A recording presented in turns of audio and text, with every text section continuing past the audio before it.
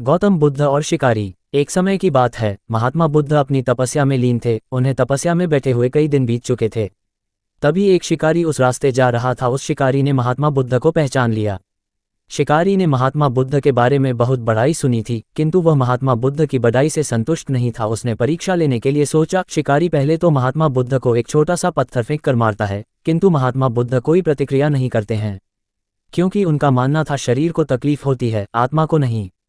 अतः शिकारी द्वारा फेंके गए पत्थर के कारण शरीर को कष्ट हुआ, किंतु आत्मा को नहीं। शिकारी कुछ समय सोचता रहा, महात्मा बुद्ध कुछ प्रतिक्रिया करेंगे, किंतु महात्मा बुद्ध अपनी तपस्या में लीन थे। उन्होंने कोई प्रतिक्रिया नहीं की। पुनः शिकारी ने पत्थर फेंका। वह पत्थर महात्मा बुद्ध के आंखों के ऊपर लगा और उस जगह से खून बहने लगा। महात्मा बुद्ध को आभास हुआ उनके शरीर से रक्त बह रही है, किंतु वह फिर भी अपनी तपस्या से नहीं उठे। शिकारी को गुस्सा आया और उसने पुनः एक पत्थर और महात्मा बुद्ध की ओर फेंका। महात्मा बुद्ध के शरीर से अब खून अधिक बहने लगी। इतनी पीड़ा महसूस कर महात्मा बुद्ध के आंखों से आंसू निकलने लगा।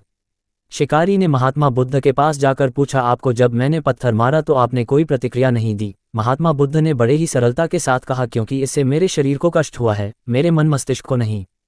शिकारी अचंभित रह गया। उसने पूछा, फिर आपके आंखों से आंसू क्यों बह रहे हैं?